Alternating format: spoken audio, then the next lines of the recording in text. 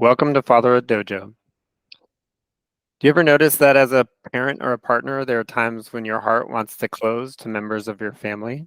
In other words, you're disconnected from the love you feel for them. Maybe your partner says something that doesn't feel good, or one of your children does something that rubs you the wrong way, or even in the midst of your day, your heart may close, and then you make contact with your partner or your child and relate to them from that place. Today, we will explore the value of having an open heart, why it matters, how you might make that choice to preserve trust and connection over and over again, even when something else inside you says not to. Joining me today for this conversation is Dr. Kelly Flanagan.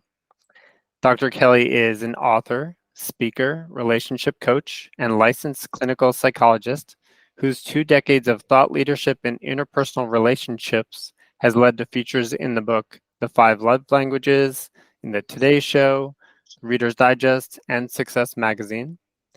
Kelly's 2 nonfiction books, Loveable and True Companions, were #1 new releases in interpersonal relations, and his national best-selling first novel, The Unhiding of Elijah Campbell, has earned multiple literary awards. As a sought-after speaker, he's spoken to organizations across various industries, including the Green Bay Packers, which is super cool. Through his proprietary coaching program, he helps high-achieving entrepreneurs make their relationships as successful as their businesses. And you can join his online community on Substack called Humaning with Dr. Kelly Flanagan. I will put links in the show notes. So welcome, Kelly. Thank you, Matthew. It's good to be here. Yeah, it's so good to have you here. So as a way to land in this space, what would you like people to know about you, your current life, what's up for you as a human being? Yeah, I had it all planned what I was going to say, something very wise sounding. And I do have my oldest son is 20, is coming home for the first time since Christmas this Friday for Father's Day weekend. I'm really excited about that. And more and more, I just cherish moments of having the whole family together. Yeah. I don't know about you, but 10 years ago, it was like I just cherished a few quiet moments to myself, and now it's the opposite. But so I was going to tell you something really wise and heartwarming about being a dad. But if I'm completely honest, I had a great day yesterday, just a great day.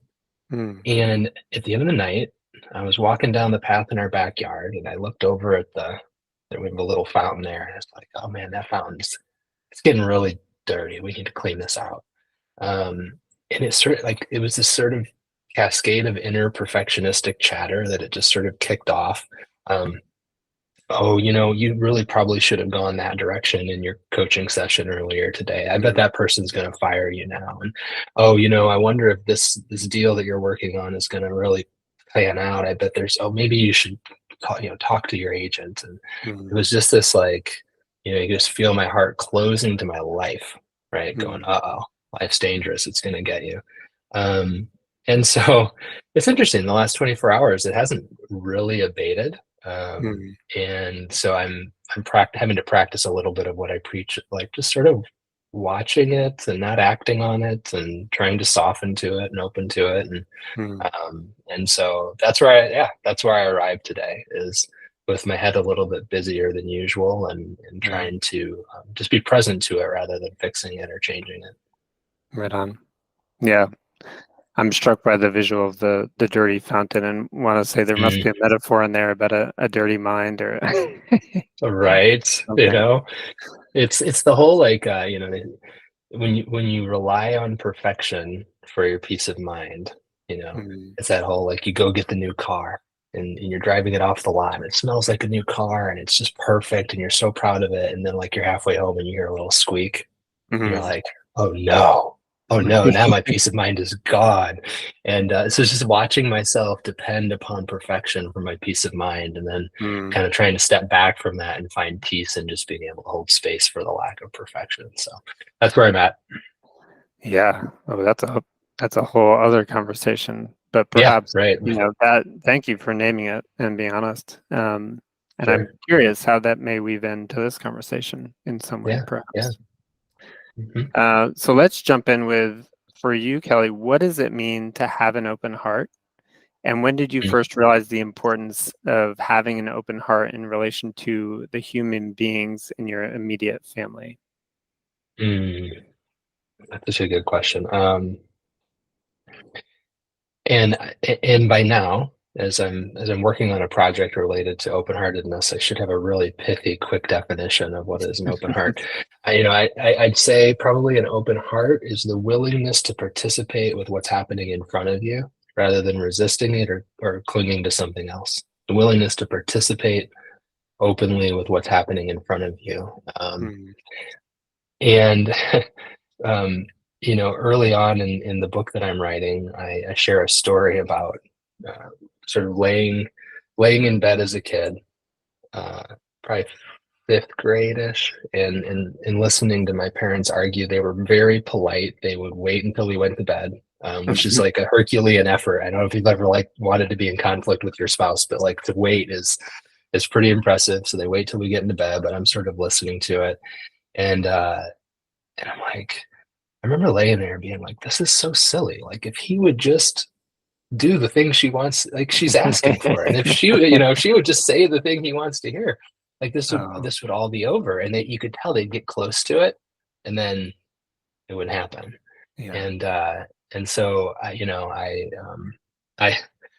that I parlayed that little bit of relationship science into becoming a therapist myself, a marriage therapist, getting a PhD with a dissertation in couples communication, and got out into the world and was going to help couples communicate better, and just discovered over and over again that most of the couples I was working with had really good communication skills already. They didn't Mm, actually need the skills I was trying to teach them. The problem was that they were closing their communication toolbox yeah. right at the moment when they needed it most. And I didn't Hmm. know what to do with that for years, until I was leading a couples retreat, and and my co-facilitator, she did this exercise where she had the couples turn their chairs to face each other, knees touching, Hmm. eyes locked, and she said, just do what I tell you to do, and don't ask any questions. So she said, 1, 2, 3, close your hearts to each other, keep the other person out, don't Hmm. let them in. Think about all the times they've hurt you. Think about all the pain they've caused you. Do not let them do that to you again. Yeah. Close your hearts to each other. Right. Hmm. And she said, 1, 2, 3, open your hearts to each other. Let the other person in. Think about the reason you fell in love with them in the first place. Think about all of the good things in your life that wouldn't be possible without them. And um, think about the things you're grateful for about them, and just let them in. And then she let him sit in that for a while. And then she goes, 1, 2, 3, close your hearts to each other. And she did this over and over again. Wow. And yeah, and then she brought them all at the end of the exercise, maybe 10 minutes of that, brought them together and asked them, like, what was that like? And everyone said the same things. Like, when my heart closed, I felt it, burning in my gut, tightness in my chest, um, you know, tension in my shoulders, clenched jaw. I felt hard. I felt aggressive. When I opened my heart, I felt like a wave of endorphins rush through me, like a soothing, sort of warm, relaxing sensation. I felt Hmm. peaceful. I felt grateful. And then she said, the kicker, and this is the thing that probably changed the trajectory of my personal and professional life. And she said, well, the reason I did that exercise with you is that I wanted you to realize that you have a choice. Yeah. Moment to moment, moment to moment, you are making the choice to close your heart or to open your heart. And it doesn't feel like that to us folks as we're going through life. We're going fast, a Yeah. lot's happening. And it feels to us like, A, B, and C happens and our heart automatically opens to it. And X, Y, and Z happens and our heart automatically closes. And so to become aware that we have a nanosecond of choice in there, that we're Hmm. actually making a choice. I'm going to close to X, Y, and Z and open to A, B, and C. And what would it look like if we started to become more conscious and intentional about Hmm. what we opened our hearts to and what we kept our hearts open to? So that's been the journey. The New Year's Eve after that, my New Year's resolution became moment to moment. I'm going to be aware of my heart closing and open it back up as quickly as I can, and that's really become the corporate, sort of core practice of my life in the years since then. And Wow. uh, and so now it's a big part of what I do with with my life and personally and professionally. Hmm. Yeah. Oh, wow. I'm feeling a lot in my body as you spoke about that Mm, experience, the chairs to chairs, and how mm, beautiful an opportunity that was to witness. And then I'm sure for the people engaged to be in that. yeah. When you said the words, now open your heart, um, it was interesting for me that in that moment, my body, I had goosebumps. And Mm, I also noticed there was this awareness that it was like those words were coming from a higher self. So in the room, if I'm a mm, participant, it's like I was allowing, if I was there, I would have been allowing that higher self facilitator voice to guide me. mm. So it Yes. makes me curious about what your Mm, practice looks like, and we can get to that. mm-hmm. But what a beautiful story. Thank you. Uh, yeah. What let's talk about possibilities. So Mm-hmm. we talked about the somatic experience of the body and the difference Mm-hmm. in closing and opening. What would you say is more likely in a relationship when the heart is closed, and then what might become more possible when the heart is open? Mm. Yeah. So, um, in short, I think the answer is that conflict becomes more possible when the heart's closed. I think that's actually what a closing heart is preparing for, right? It's Mm, preparing for danger and preparing to defend against danger. And connection is, I would say, what is inevitable when the heart is open. mm, Um, and so that's sort of really the hinge that our relationships turn on, is this connection versus conflict, and the heart's a big part of that. Um, John Gottman is a relationship marriage researcher, pretty well known. He has these. He basically says that when they look at couples in a lab, they find that couples are in one of two states all the time. They're either in positive sentiment override or negative sentiment override. And mm, positive sentiment override is like, no matter what you say, it's like, oh, she's having a bad day, right? mm, Or, oh, she's such a good mom, I can let that pass. And mm, negative sentiment override is no matter what you say, I'm going to see it through a negative lens, right? mm, Like, well, I bet you just did that because you want me to do this sort of thing. mm, And he says that when they study it in the lab, when a participant goes into negative sentiment override, 94% of the time they can't get out of it. Like, mm, and to me, that maps on directly to an open and closed heart. When our heart starts to close, if we're not aware of it and very intentional about opening it back up, like, mm, we're gonna slide down that chute of negative sentiment override, and we're gonna mm. end up in conflict. Cold war or hot war, one of the two. Yeah. We're either gonna end up distancing as a form of conflict or engaging aggressively as a form of conflict. So, Mm. to me, that's the hinge. An open heart makes connection not only possible but probable. Yeah. Yeah, I can totally see that.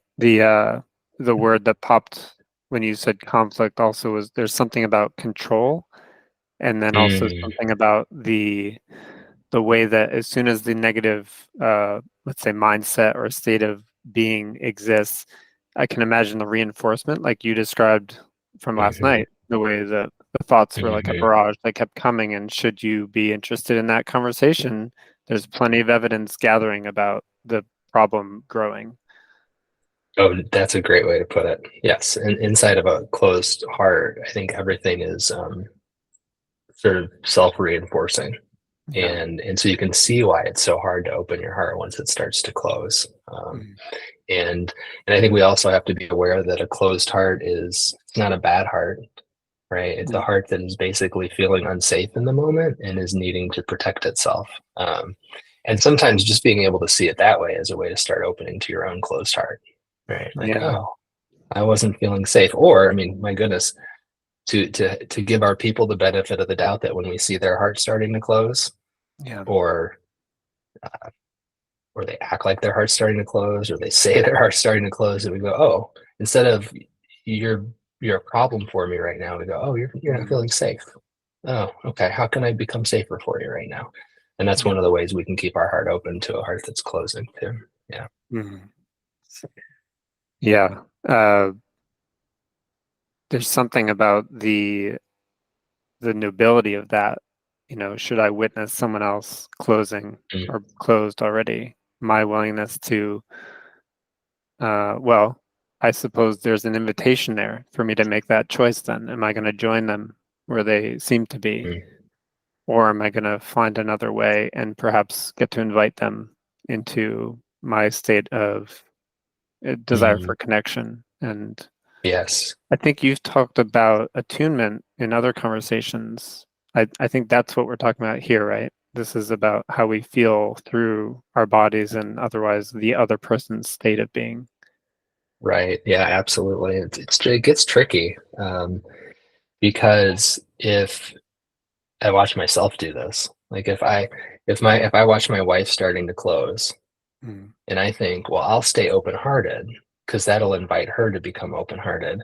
It's Mm. just a cleverly disguised form of control. It's actually a cleverly disguised form of a closed heart. Is Oh, I'll put yeah. on the performance of an open heart to get you to open up so that everything can be Mm. exactly the way I want it again. Yeah. And I There's think it's, control. yeah, there's control. Right? I call it a control sneak instead of being a control freak. But yeah, that to say, oh, I'll open up to you without any expectation that Hmm. you would open back up to me, but just because, well, number one, when I'm open, I'm free. I'm not Yeah. clinging to or resisting anything, but also just it's my way of loving you is to be open when you're closed. Yeah. Easier said than done, but I think that's where we grow an awful lot is in those moments. Yeah. And I can imagine, I know in my own situation, the moments where I've been successful is part of it is I recognize I'm suffering as well. It's not just what I'm Mhm. doing to the other person. Do I want to keep suffering in this way? Do I want to keep suffering in this way? That's right. That's right. And often not, but it's always easier said than done, of course. That's Um, right. Mm, let's go to the next mhm, one here. So, uh, mhm. I think we've covered some of these. I'm going to go to the next one. Yeah, What yeah. are some of the hardest things about putting this into practice as a parent? Mm, Let's focus on the as parent a piece, parent. Yeah. Wow. which Well, I also think you, include husband or wife partnership. mhm. Yeah, no, I think you keyed in on one of the elements of a closed heart, which is a closed heart is just trying to take control of the moment back, right? It's the opposite of participating in the moment freely, allowing it to be what it is and showing up for it. It's I'm trying to take some control of this back. And the reality is there are some very limited ways in which we are in control of our kids, particularly when they're young. You know, my wife often jokes, she's the child psychologist, that as soon as you can't pick up a kid and put him in timeout anymore, you really don't have any control over him. You've got consequences, but you don't have really control, right? Yeah.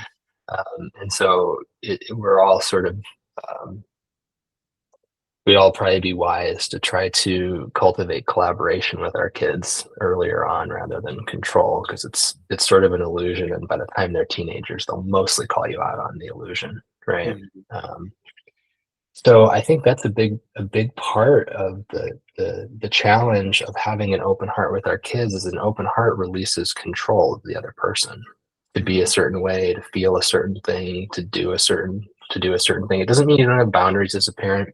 um, but uh, in fact, just this morning, um, I adore my 16-year-old. He is willing.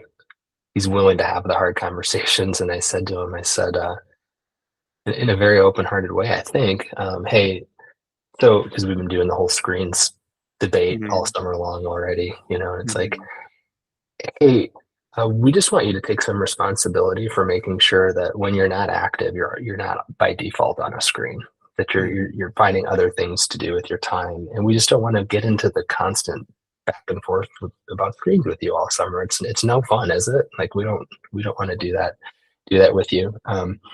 So we're trying to have a conversation there where we recognize that he's going to have to want to do it differently in order Mhm. for it to happen differently.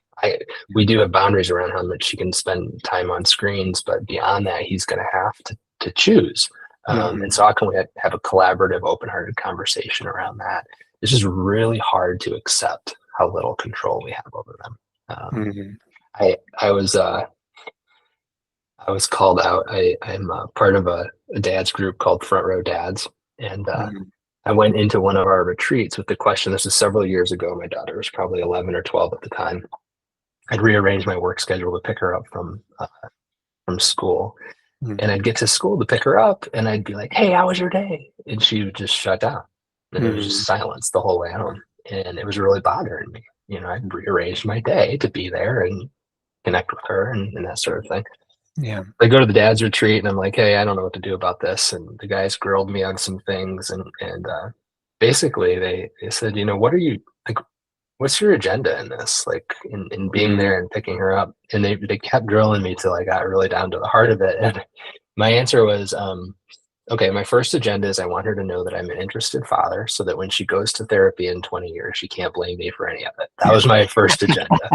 Good luck. Yeah, good luck, exactly. And then my second agenda was I want to find out if anything went wrong with her day, Mhm. so it doesn't snowball and turn into anxiety and depression and all the terrible things that can come from that. Um, and and so the takeaway was if you have an agenda, you can't have connection. These two things Mhm. can't coincide. Um, and so I arrived back in town to pick her up from school that day from that retreat, picked her up, and I said, hey, sweetie, is there anything you want to tell me about your day? No. No. Yep. And and I was like, okay. And then there was this like halfway home silence, and you could just feel she's like, you really going to just let me be in charge of how much I say about my day? Right. Mhm. And and about halfway home, all of a sudden, she's telling me all about her day because it was up to her. I didn't have an agenda. I wasn't trying to control it. Yeah. Now, that sneaky control sneak part of you would be like, ooh, I found the formula, Yeah, right? right. Now, okay, if I just but so every day you have to show up at school open-heartedly, letting her have control over how much she shares and how much she doesn't. And some days it's not going to be much, and then you have to deal with all the emotions that come up for you about that. So to me, Yeah. that's the biggest thing is the release of Mhm. believing that we have a ton of control over them. Yeah. Mm. Yeah, your kids are older than mine. Mm, So hmm 11, you mentioned 20, 16. hmm Uh, my kids are 4 and 7. And hmm as I've written about on the blog on Father Dojo, often I find myself in these battles that are Yep.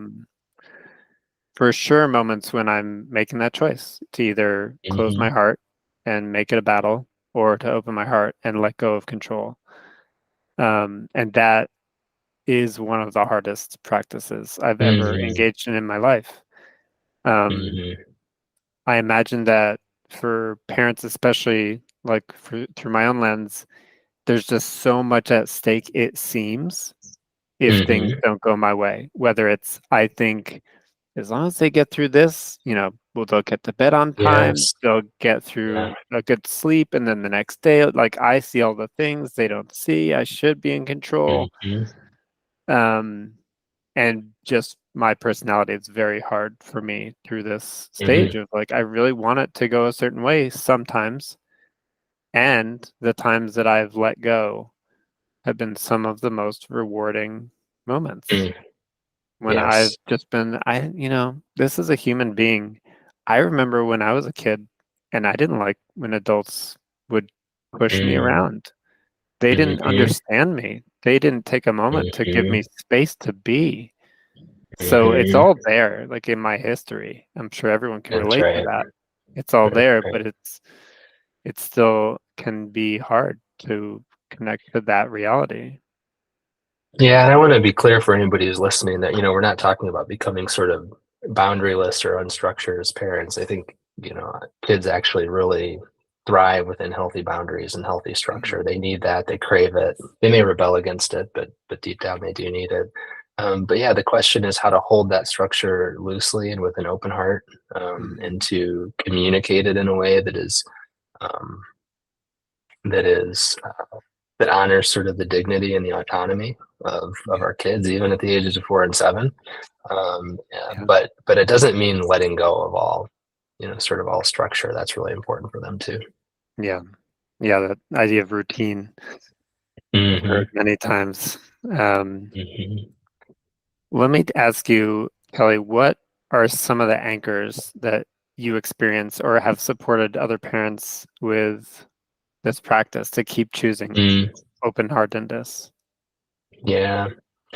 Well, we talked a little bit about sort of early on in this conversation, the relevance of the body. And you even said, like, when Mm, I mentioned, open your heart, you felt it in your body. yeah. And so I think what we come to discover is that the body is both becomes sort of it's like a canary in the coal mine, so to speak, for a heart that's Mhm. about to close. There's actually a really cool study I like to talk about that suggests that if you really tune into your body, you get about 80% more warning that your heart's about to close. Mm. Um, if you use your interoception to tune into that, the tightening and the arousal. So number one, Introception. Can you define intro, introception yeah, for anyone who's yeah, yeah. listening? Absolutely, yeah. So there's 8 bodily senses. We all learn about the first 5 in kindergarten, right? Sight, sound, touch, taste, smell, those. Mhm. But we have 3 others that we don't talk about as much. The first one is basically your sense of balance, Mhm. right? It's the thing that keeps you upright. And then a second one is called proprioception, which is your sense of yourself in space. It's why you can close your eyes and touch your nose with your finger, because you sort of have Mhm. a sense of where everything is at in space. Mm. The least talked about sense is our 8th sense, which is interoception, which is the capacity to check on your bodily state internally. It's the only one out of the 8 that is directed inwards, but we use it unconsciously all the time. So when I'm on a road trip with the kids and, they're like, I gotta go to the bathroom. And I'm like, Mhm. I'm trying to beat my record out to Pennsylvania. Like, can you go one more exit? And when they check and go, no, I can't go one more exit, if they really Mhm. check, that's interoception. That's you're literally using your awareness to go into your body, check on your bladder, come back and report on the status of things, right? I Yes. mean, it's how we know if we're hungry. It's how we know if we're overheating, but we do most of our interoception unconsciously. Mm. And we can actually harness that consciously to start to tune into all the sensations that go along with our heart closing so that we Mhm. can see it about 80% sooner than if all of a sudden it's closed and we're Yeah. surprised by it. So so I think the body is a big part of it. I think tuning in Sorry, the I'm gonna earlier, interrupt. yeah, Can I ask a of brief question about that? course. So Yeah. you mentioned in the workshop there was a commonality of patterns that people noticed in their body sensations. Hmm. Is that Yes. you're finding across other people outside of that experience and ongoingly that we all tend to Yes. have the same kind of bodily experiences of both closing and opening? Yeah, I would say that the range, because when you get really granular and ask people to start to describe the feeling in their Mhm. body, like the range of descriptions is probably infinite. But the fence around that infinity is that the sensations happen somewhere from about your waist on up to your temples. Like Okay. like literally no one has ever said my heart's closing and my toes cramped. Like Yeah. it's never been experienced in human history. I'm gonna try. It's I'm trying. Good to know. yeah, I mean, good luck. Good luck. I be the first. But it's that it's the gut, it's that Mm. chest. Um, Sometimes it's a lump in the throat. It's a um, throbbing in the temples, the clenching of the jaw. It's somewhere in that sort of solar plexus range. Mm. And so that's where we encourage people to really tune their interoception into if they're trying to watch for their heart closing. Yeah. For me, most commonly, like my most common heart closing is like if I had to visually depict it, be like 2 steel security doors slamming shut across the middle of my chest, and there's like a little Mm. siren. They're going wah wah wah, like oh. Yeah. Um, when I think I've been just a perfect husband, and my wife like doesn't love everything about me, I'm like whoa, wait, we have Mhm. an unspoken agreement here. You're supposed to totally approve of me. Um, Metal and so comes to me too as a metal. yeah, metal Hmm. around the heart is a Hmm. feeling, oddly enough. I can Yes. feel that. Yeah. Metal around the heart is a feeling. Some common ones that I hear is like a sort of a black gunky ball of Mm. heaviness and discomfort in the chest, Mhm. or a sort of like a ball of like a white hot sun almost in Mhm. the chest. Sometimes that's in the stomach as well. Mhm. So yeah, Mm. I will. I will encourage folks to actually get so familiar with the feeling of their closing that they could, like, if given a, box of Crayola crayons, they could draw it out, Yeah. picture it. Um, so, Hmm. uh, so Cool. yeah, so it's associated with this level of arousal in our upper body, and I think one of the mistakes we make as parents and as spouses is we start to feel uncomfortable in here, Hmm. and we think that the way I'm going to make it feel better in here is by connecting in a certain way with you, or getting you to do a certain thing, or getting you to say a certain thing, and that's Yeah. what's going to calm me down in here. And Hmm. we get it sort of out of order. We think I'm going to connect in order to calm myself, when in reality we need to calm ourselves in order to connect. Yeah. Yeah, and so taking that time, and now I've noticed my body activating as a part of my heart closing.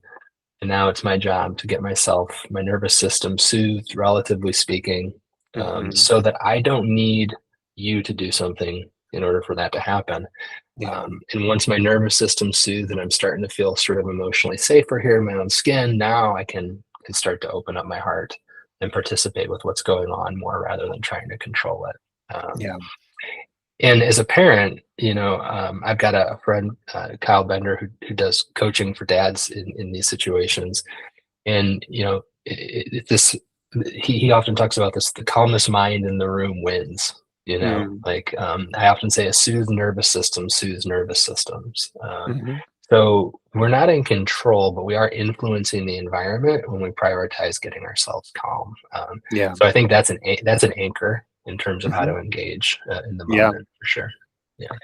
I want to ask a nuance of what you said because I know that pattern exists in me where for example, with my wife, I might actually want that um, sympathy or connection from her to feel better, Mhm. or just to sense, Yeah. you feel good about me. Okay, now I can feel good about me. Mhm. Um, and what is interesting is that when I have gotten that, it does feel good. So it's Mhm. tricky because then it's That's right. reinforced that that's the best way because clearly I'm That's putting right. my attention on the right person who has control over how I should feel. Uh-huh. Yeah. Um, but I imagine, and maybe you have insight into this, that comes from an older parent attachment kind of stuff, where it's like Mhm. I'm relating to my wife then as one of the earlier models for relation in my life, which is a parent. And then maybe they did Mhm. have a lot more influence, even if they didn't have control. They had a lot of influence on my feeling of well-being in myself. Yeah. This is a very, and I should expect this from you, Matthew. Like, this is a very nuanced um, area that requires a lot of thoughtfulness. Because you're right. Like, the reason we're asking for that is because we know that it'll work, at least Yeah. temporarily. My flippant answer to that is a beer will do the same thing, and an opioid will really do the trick. Like, um, and it's best to source our peace from within, rather than Yeah. from substances and spouses, so to speak. But Hmm. um, but I think also there's some complexity there. I think that we are interdependent creatures. Um, Hmm. there's data that shows that when we hug for 60 seconds, our heartbeats sync up and our nervous systems sort of calm each other. So there's a reality there um, that there are things that you can do for me that can help me sort of deal with my nervous system better.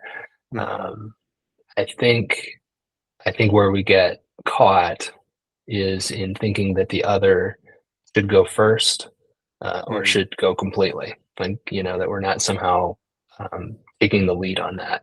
Um, Yeah. you said this, and now I feel this, so now you need to say the opposite so that I could feel the opposite. Hmm. And instead, we want to really take the lead on that self-soothing, while acknowledging that absolutely some support would help here. Yeah. You know, I, one of my favorite things to watch a couple do is to go, "Hey, it was." I'll do this with my wife sometimes. "Hey, this is my schedule today. Take a look at it. I'm probably not going to be the open-hearted husband you love when I get home tonight, right? Hmm. So, as long as you can even accept that about me, that'll help me. Um, Yeah. or Hey, I'm really struggling with open-heartedness right now. I can take a break and go and try to calm myself down. Um, or like a hand massage would probably help. I love my Yeah. wife's hand massages. She's so sweet. She'll give them to me, and Yeah. it's like, oh, okay, that did help. And so I think as we Mm. start to use this language and even using it with our kids, we can start to engage the more nuanced levels of interdependence around how Yeah. we are helping each other regulate in any given moment. Yeah. You just made me realize my daughter has used language like this. She's 7. Is that right? You said something along lines of when she was mad at me. She's like, "Daddy, usually my heart is in you, Mm, but right now I took it back," or something like that. Yeah. that's so beautiful and wise Yeah. and innocent, isn't it? Yeah. Yeah. So Uh, it's cool that I could imagine how easily uh, kids could pick up on this and understand. it's just amazing. They just know it. Yeah, Dad, usually Yeah. my heart's open to you, but I just closed it. But even that's such a more beautiful way to say it's in you normally, Yeah. and I'm just taking it back. Oh, so And so sweet. it's super sweet. She's an old soul for sure. Yeah. Um, the other thing I was thinking was when you talked about, I guess just the reflection for me was there's a part of me, and maybe this is especially as a man, that like the wrestling of is it okay to need connection? Mm. Oh, right. The Yeah. that balance of okay, I can soothe myself. Is it okay, like you just said, you could ask your wife for a hand massage? As a Hmm. man, I'm facing other things that I have to wrestle with in myself to say it's okay to ask for that kind of support Hmm. from a woman, Yes. my Yeah. lover, my partner, my wife. So I wanted to add that wrinkle, and otherwise just appreciate the example of stating it like I am Yeah. going to be or I am closed-hearted. Yeah. Here's a request.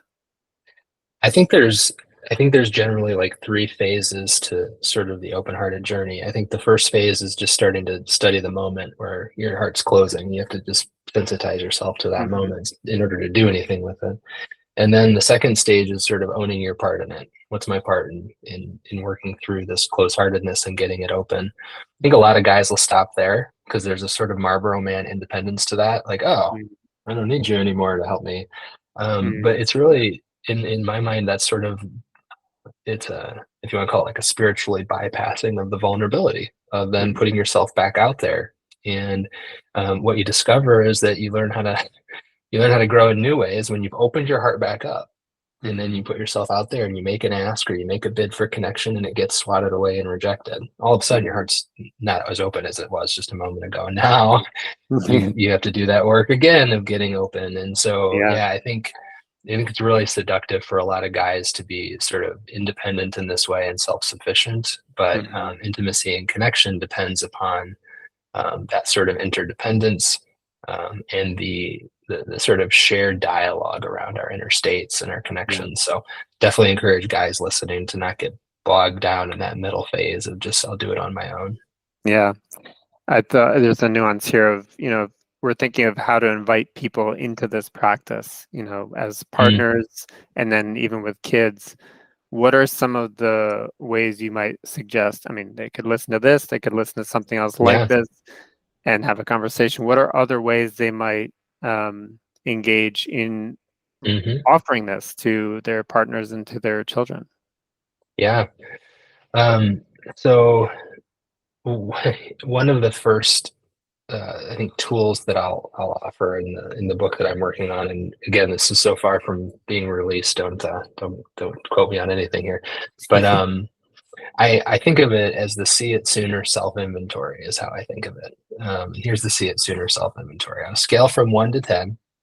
How open or closed is your heart right now? One being I want out. I don't want anything to do with this. I want to be left, just absolute resistance to what's going on and who's in Mhm. front of me.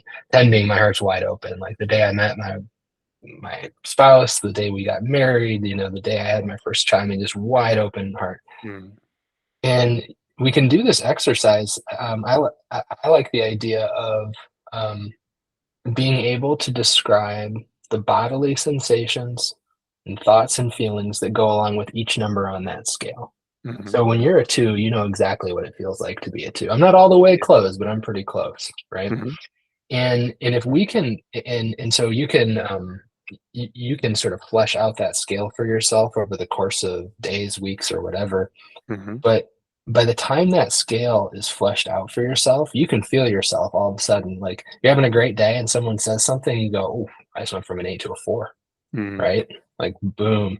And now you have the opportunity to say, and you can use this language. Like my wife and I use this language quite frequently now.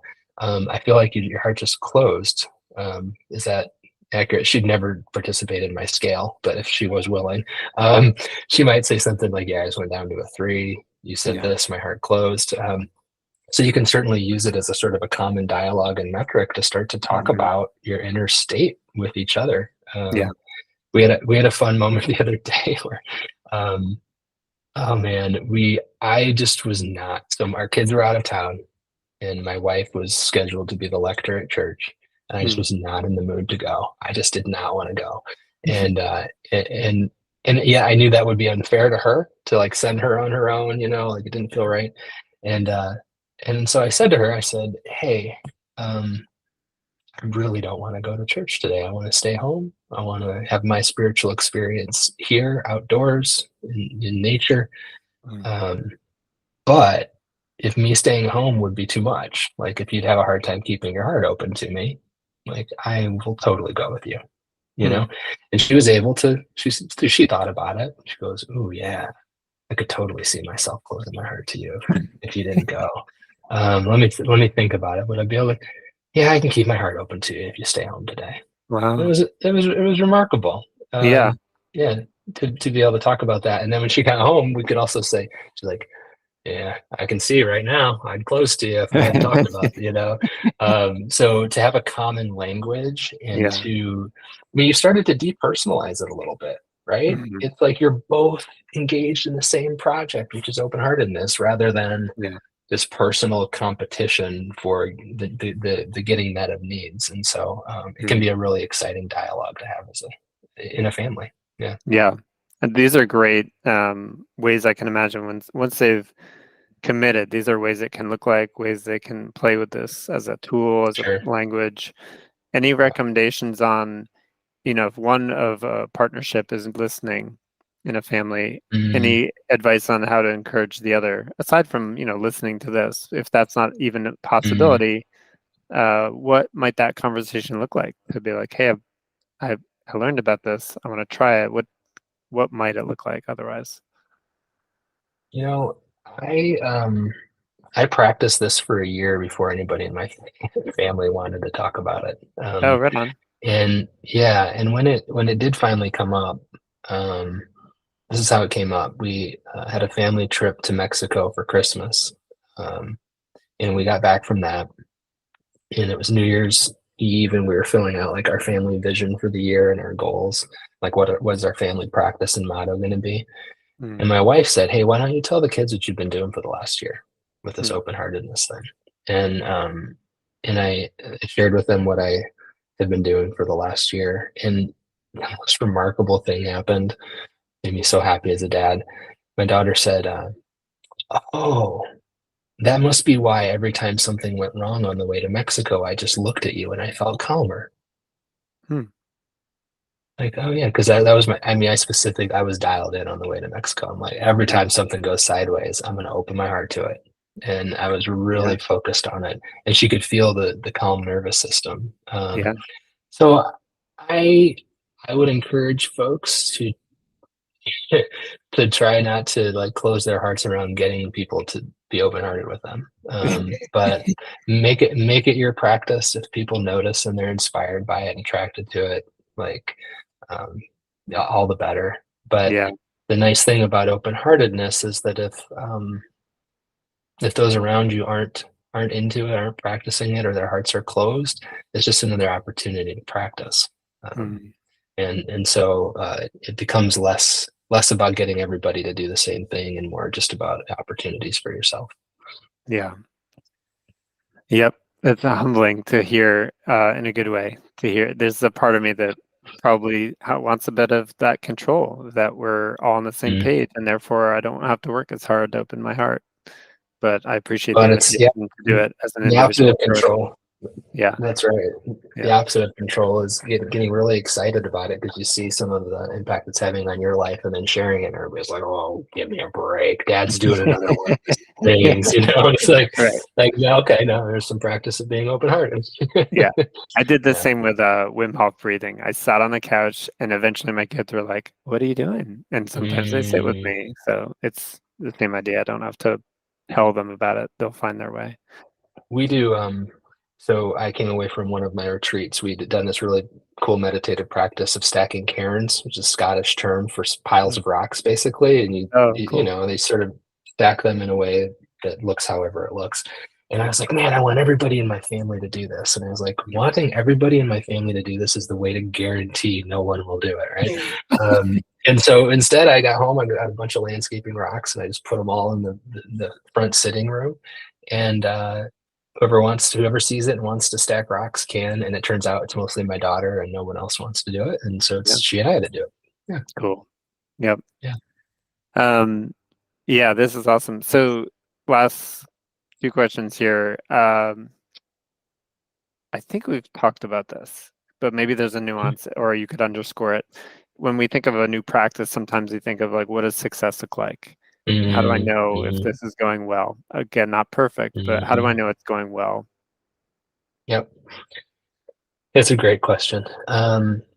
So one of the things I'd want to emphasize is that a heart is designed to close. Hmm. Again, that when we're unsafe and there's some stuff we need to keep out, like we didn't create our heart's capacity to close. It's designed that way. I often think of it as like the our epiglottis in our throat. It Hmm. closes so that things go into our stomach and things go into our lungs and the proper things go in the proper places. So um, someone described it somewhere as like the heart's like a flower, that Hmm. opens during the day and closes at night. It's like sort of meant Hmm. it's built with that capability. The way I often think of it as the simple metric for success with a closed heart is that it opened one more time today than it closed. Hmm. If I can end the day with an open heart, that's a win. I I I first articulated that after a date night where my wife and I were like, we're really looking forward to this date nice night out, and you could just feel it. Our hearts, we were just trading closed hearts all night long, but we Hmm. ended up with an open one. And I was like, that's a win. It Yeah. wasn't the date night I planned, but we wound up with one more opening than closing. So to just be striving for that. And then if you end up the day with a closed heart, the first thing you can do the next morning is open up to yourself for having done that. And that's a good Yeah. start to the day. Yeah. Yeah. Beautiful.